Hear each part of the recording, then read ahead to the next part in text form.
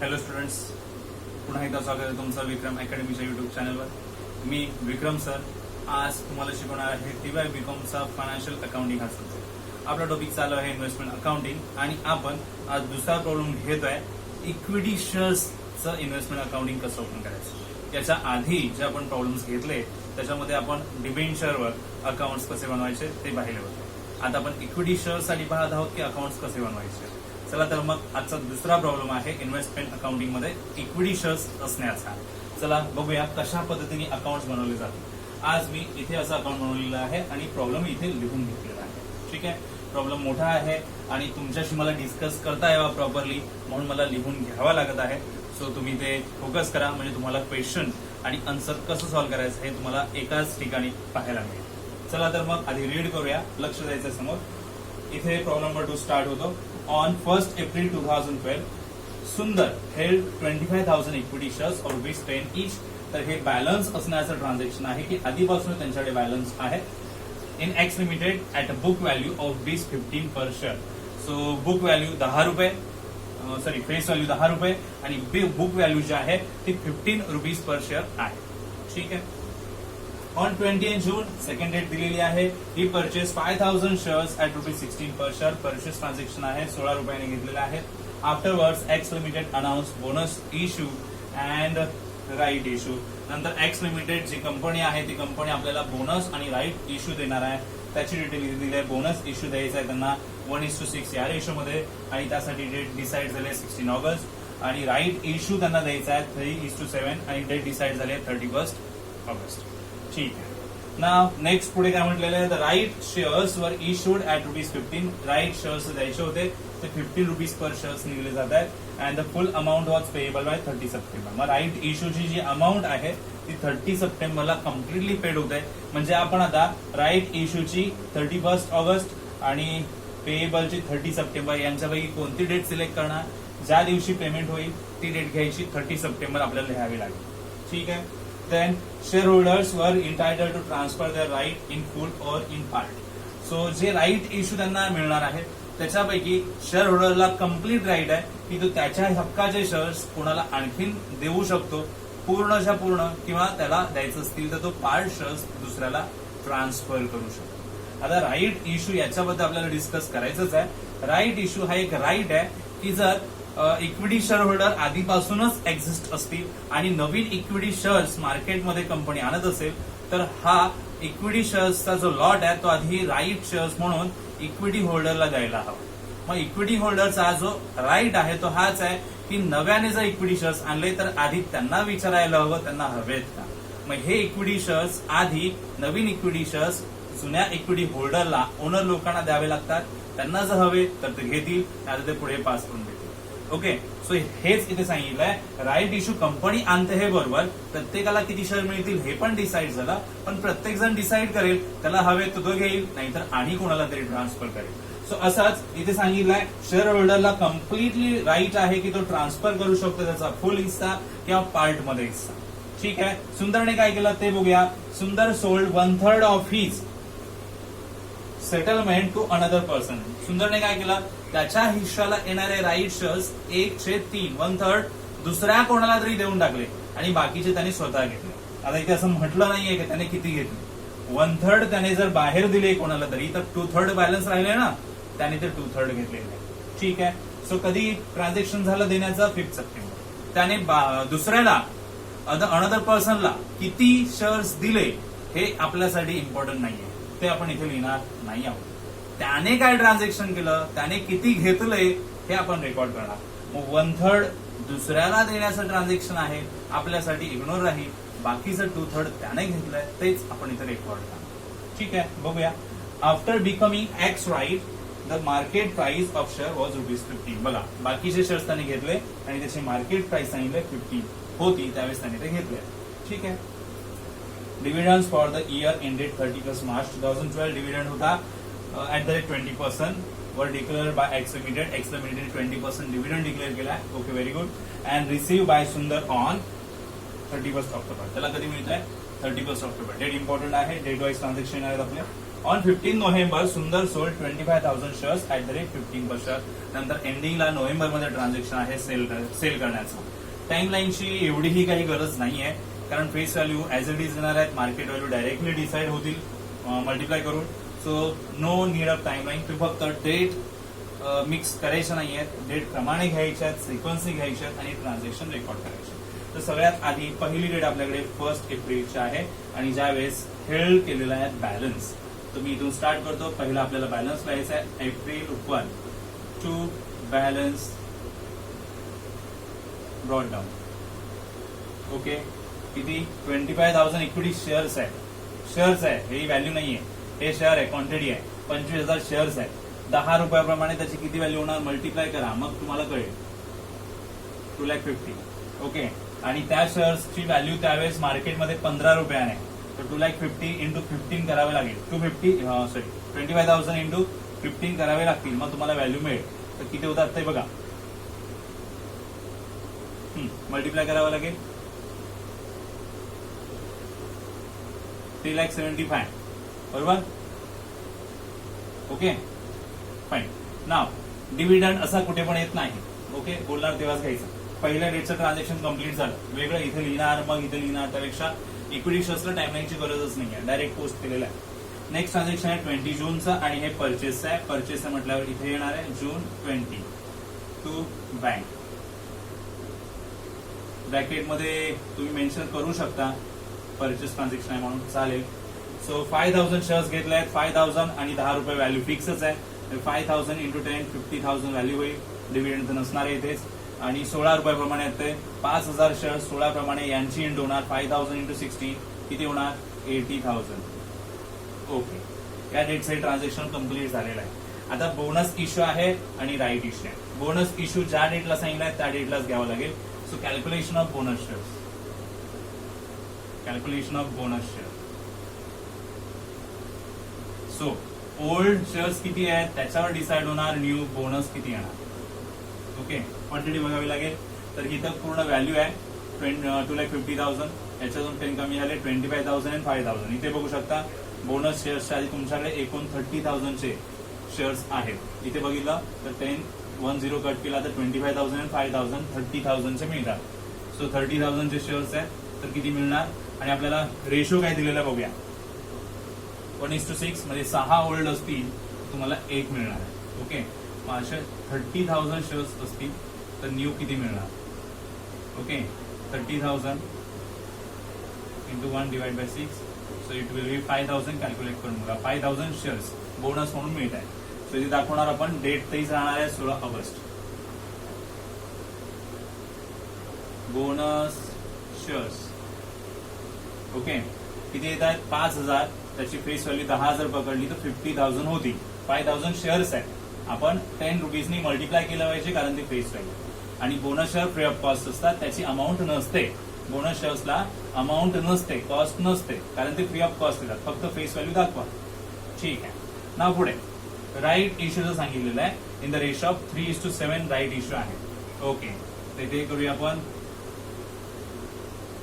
Calculation of right issue. Similar old किती मिळणार आहेत आणि न्यू किती मिळणार आहे. सो न्यू किती मिळतात 3. जर असतील किती ओल्ड 7. आता ओल्ड ऍक्च्युअली किती आहेत ते बघूया. 25,000 येते, 5,000 येते आणि 5,000 येते. व्हॅल्यू नाही. शेअर्स बघा 10 रुपये इंटू केला ना, ते 25,000 शेअर, 5,000 शेअर आणि 5,000 शेअर म्हणजे 35,000 शेअर आहेत. ओके, क्रॉस मल्टिप्लाय केलं तर कळेल किती येतात. सो 35,000 इंटू 1 डिवाइड बाय 7 5,000 असतो. ओके, लगेच लिहायला जाऊ नका. बोनस शेअर्स आपल्याला कम्प्लीट सर्वच्या सर्व शेअर्स मध्ये मिळतं. राईट इश्यू आपल्याकडे 5,000 आहे, मिळणार आहे. हे कंपनीने सांगितलं की तुमच्याकडे टोटल 35,000 शेअर्स आहेत आतापर्यंतच्या डेटपर्यंत आणि तुम्हाला आम्ही 5,000 राईट शेअर देणार आहोत. तुम्हाला किती हवेत तुम्ही ठरवा. बोनस शेअर्स तुम्हाला 5,000 मिळणार आहेत तर 5,000च मिळणार. आपण फ्री ऑफ कॉस्ट सोडणार नाही. आपल्याला बोनस शेअर अख्खा मिळतो, कम्प्लीट मिळतो. पण राईट इश्यू 5,000 आहे. घ्यायचं की नाही हे शेअर होल्डरवर डिपेंड आहे. तो बोलला आम्हाला नको तर मग कंपनी 5,000 शेअर्स तुम्हाला राईट शेअर नाही देणार, कारण हे विकत घ्यायचे असतात. तुमच्याकडे पैसे असतील तुम्ही घ्या, नाही तर नका घेऊ. Bonus share free of cost असतात, ते आहे तसे घेऊ शकतो आपण. मग राईट इश्यू तुम्हाला 5,000 घ्यायचे आहेत का, शेअर होल्डर डिसाईड करेल. तर शेअर होल्डरने काय डिसाईड केलं बघा. तर आपण पुढची लाईन बघूया. राईट शेअर वर issued at ₹15 per share and the full amount was payable by 30 September. Okay. Share holder वर entitled to transfer their right in full or in part. तर शेअर होल्डर सुंदर आहे, सुंदर डिसाईड करेल त्याला सगळे हवेत का की नको आहे. सुंदर काय म्हणतो, 1/3 त्याने बाहेर विकले. तर 5,000 चे 1/3 किती होतात ते बघावे लागतील आणि 2/3 बघावे लागतील बाकीचे किती राहतात. ओके. त्याने मल्टिप्लाय केल्यावर कळेल आपल्याला, डिवाइड केल्यावर.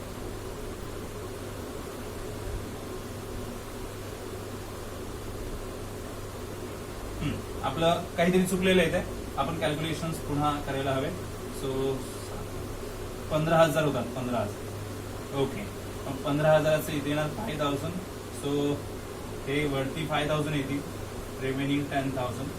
1/3 जे आहेत ते ऑलरेडी त्याने कोणाला तरी सोल्ड केलेले आहेत, मग हे लिहिण्याची गरजच नाहीये. त्याने किती घेतले, 10,000. 10,000चं ट्रान्झॅक्शन द्यायला हवं आणि ट्रान्झॅक्शन लिहिण्याची डेट कधी आहे, 30 सप्टेंबर, कारण तो 30 सप्टेंबरला पेमेंट करतो. मग त्याला मिळणार होते 15,000 शेअर, 5,000 नाही, 15,000 शेअर्स त्याला मिळणार होते. आणि तो 15,000पैकी त्याने डिसाईड केलं की 5,000 बाहेर विकूया, 10,000 आपण घेऊया. 10,000चे पैसे त्याच्याकडे किती होतात त्याप्रमाणे आपण ट्रान्झॅक्शन दाखवूया. त्याने डिसाईड केलं राईट शेअर घेण्याचा, आणि राईट शेअर जे आहेत ₹15 पर शेअर प्रमाणे मिळत आहेत, विकत मिळत आहेत, पैसे द्यावे लागतात. सप्टेंबरची date September 30 to bank. Transaction right issue. 10,000 share मिळतात. 10,000 शेअर मिळतात तर 10,000 नाही लिहिणार आपण, ₹10 गुणून फेस व्हॅल्यू मिळते मल्टिप्लाय केल्यानंतर. डिव्हिडंड इथे नाहीये. पुढे इथे लिहिणार आपण काय, तर आपण लिहिणार आहोत व्हॅल्यू. 10,000 शेअर्सची ₹15 व्हॅल्यू काय होते, तर 1,50,000. ओके. सो राईट शेअर्सची एंट्री दाखवलेली आहे आपण. ओके. सो लक्षात आलं का बघा, कॅल्क्युलेशन 35,000 into 3 आणि डिवाइड बाय 7, 15,000 आले. त्याचे 1/3 त्याने बाहेर विकलेत अनदर पर्सनला, ते विकले तर ते इथे रेकॉर्ड होणार नाही आहेत इन्व्हेस्टमेंट अकाउंटमध्ये. जे त्याने घेतले उरलेले त्याची एंट्री आपल्याला द्यावी लागेल. आणि ते घेतले कसं त्याने, ₹15 इथे म्हटलेलं आहे आणि त्याप्रमाणे एंट्री दिली. सो हे कम्प्लीट जो पॅरा आहे, after becoming ex right market price of share was 50, इथपर्यंत कम्प्लीट झालेलं आहे. आता आपण पुढे जाणार आहोत. पुढची डेट आहे dividends for the year ended 31 March 2012. 31 मार्चला डिव्हिडंड डिक्लेअर झाला होता 20%चा. ओके. सो आता बघूया 20% डिव्हिडंड किती होतं. आपल्याकडे 31 मार्चच्या नंतरचं ट्रान्झॅक्शन एप्रिल 1चं, हा आपल्याकडे आधीपासूनच बॅलन्स होता. 2,50,000 ही फेस व्हॅल्यू. जो डिव्हिडंड कॅल्क्युलेट होतो तो फेस व्हॅल्यूवर कॅल्क्युलेट होतो. सो डिव्हिडंड फॉर बॅलन्स साठी डिव्हिडंड फॉर बॅलन्स 2,50,000 इंटू 20%. किती होतं बघा, 50,000 होतो. हा डायरेक्टली आपण डिव्हिडंड रिसिव्ड करणार आहोत. कोणत्या डेटला आपल्याला डिव्हिडंड मिळतोय, received bye Sundar on 31 October. So October 31 अशी डेट लिहूया. Bye bank account dividend received असं आपण मेन्शन करूया. ठीक आहे. 50,000 आहे, जे बॅलन्स आहे त्याचा डिव्हिडंड कॉलम मध्ये जाणार आहे, ज्याला फेस व्हॅल्यू नाही, इन्कम आहे 50,000. बर, त्या डेट नंतर लगेच इथे नवीन शेअर जे आहेत ते ऑगस्टला आलेले. तिकडे नवीन शेअर, बोनस शेअर जे आहेत, नवीन शेअर, न्यू शेअर ऑगस्टला आले. हे 20 जूनला जे ट्रान्झॅक्शन झालं ते आधीपासूनचे शेअर्स आहेत, म्हणजे याच्यावर सुद्धा डिव्हिडंड येणार आहे. मग बॅलन्स वरचा डिव्हिडंड कॉलम मध्ये गेला. लक्षात घ्या, इम्पॉर्टंट आहे. डिव्हिडंड बॅलन्स वरचा डिव्हिडंड कॉलम मध्ये. पण त्याच्यानंतर जे ट्रान्झॅक्शन झालंय बॅलन्स आणि बोनस शेअर्सच्या मध्ये, जे परचेस ट्रान्झॅक्शन झालंय त्याच्यावरचा डिव्हिडंड पण घ्यावा लागणार. सो म्हणून इथे लिहिणार डिव्हिडंड ऑन परचेस. कोणतं परचेस, बोनस शेअर्सच्या आधीचं. ओके. 50,000 त्याच्यावर घ्यावं लागेल 20%. 10,000 येणार, तो इथे लिहायचा या कॉलम मध्ये, अमाऊंट मध्ये. तो डिव्हिडंड मध्ये लिहायचा नाही. हे प्रेझेंट ट्रान्झॅक्शन आहे. ओके. या इयरचं ट्रान्झॅक्शन आहे. हा बॅलन्स आहे आणि तो आपलाच इन्कम आहे, तो डिव्हिडंड मध्येच राहणार. बट जो परचेस ट्रान्झॅक्शन आहे त्याच्यावरचा डिव्हिडंड इथे लिहावा लागेल. कोणता परचेस? बोनस शेअरच्या आधी होईल ते. ठीक आहे, ओके. आता डिव्हिडंड ट्रान्झॅक्शन किती कंप्लीट झाला बघूया. Dividend for the year ended 31st March 2012 at the rate 20% were declared by X Limited and received by Sundar on 31st October. Yes, दाखवलेला आहे. Then on 15th November Sundar sold 25,000 shares. सुंदरने sold केलेले आहेत 25,000 shares. कधी sale केलेले आहेत बघा? 15th November 15. Bye bank म्हणावं लागेल. सेल झालं ना? ओके. पण सेल लिहिण्याआधी आपल्याला प्रॉफिट अँड लॉस शोधावा लागतो. तर मी चूक करणार नाही इथे अमाऊंट लिहिण्याची, कारण इथे अमाऊंट लिहिल्या आत्ताच तर माझ्या कॅल्क्युलेशन मध्ये त्या मिक्स होतील आणि माझा प्रॉफिट अँड लॉस चुकेल. तर मी ह्या अमाऊंट लिहिण्याआधीच प्रॉफिट अँड लॉस शोधून घेतो आणि मग इथे एंट्री इफेक्ट दाखवेल.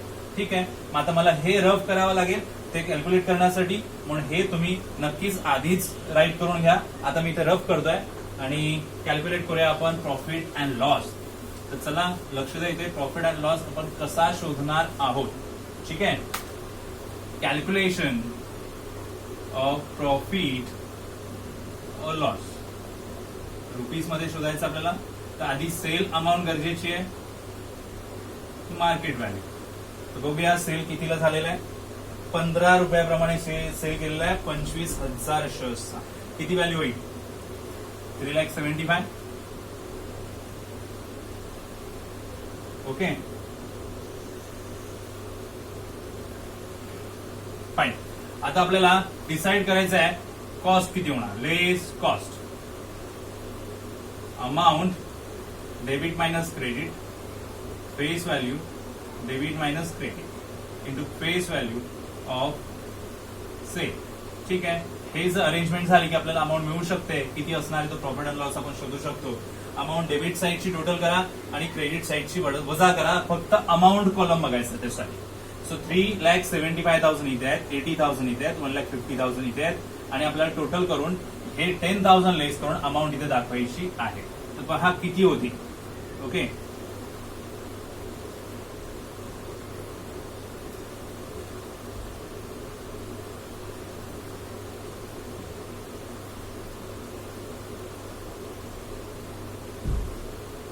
सो 5,95,000 मला मिळालेले आहेत. तुम्ही चेक करून बघा काय येतात ते.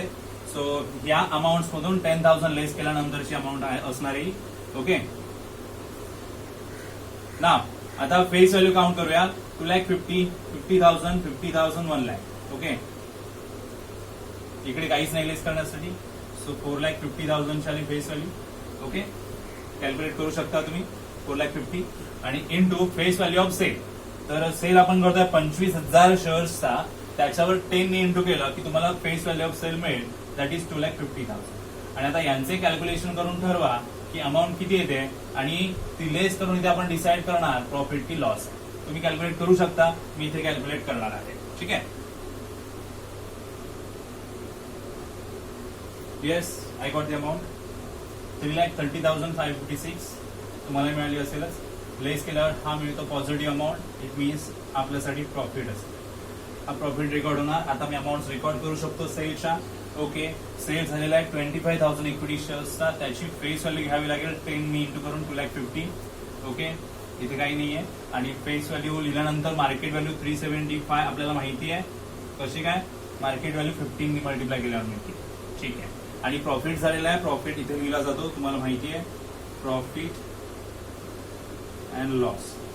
ओके, कधी इयर कधी एंड होत आहे त्याप्रमाणे हिटली डेट डिसाइड होईल.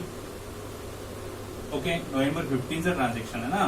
ओके, सो किती आला प्रॉफिट होता? 44,444. ओके, आणि लास्ट आता एंडिंगची एंट्री द्यायची आपल्याला. क्लोजिंगची एंट्री द्यायची. एप्रिलला इयर स्टार्ट झालाय म्हणजे मार्चला एंड होत आहे. तर आपण इथे लिहिणार 2013 March 31st by balance carried out. इथून टोटल करणार आपण 4,50,000 फेस व्हॅल्यू, 4,50,000, 2,00,000 बॅलन्स राहील. बरोबर. ओके, नंतर इकडे टोटल करणार आपण. तर मगाशी टोटल केली होती तुम्ही. टोटल चेक करा. 6,49,444,000 आहे ना. ओके, 6,49,444 येणार. आणि मग हे वरचे लेस केल्यानंतर जी अमाऊंट येणार तिथे लिहायची आहे. सो किती येते चेक इट 264,444. ओके, हे झालेलं आहे. आणि 50,000चा हा डिव्हिडंड अकाउंट आहे इथे, तो आपल्याला पोस्ट करावा लागेल प्रॉफिट अँड लॉस मध्ये. आणि तो इथे येणार एंडिंगला मिडल कॉलमलाच, आणि इथे लिहिणार to profit and loss account 2030 March 31. आणि अशा पद्धतीने प्रॉब्लेम एंड झालेला आहे. आणि तुम्हाला कळला की नाही तुम्ही बघा, नक्कीच चेक करा आणि मला कमेंट सेक्शन मध्ये सांगू शकता. व्हिडिओ तुम्ही नक्कीच लाईक करा तुम्हाला समजला असेल तर, आणि शेअरही करा. चॅनल सबस्क्राईब केला नसेल तर नक्कीच सबस्क्राईब करा, कारण आपण असेच आणखीन व्हिडिओज पाहणार आहोत आपल्या 15च्या TY BComच्या फायनान्शियल अकाउंटिंग आणि अदर सब्जेक्ट्सवर. सो असाच व्हिडिओ बघत राहा. भेटूया पुढच्या व्हिडिओमध्ये. तोपर्यंत गुड बाय, टेक केअर.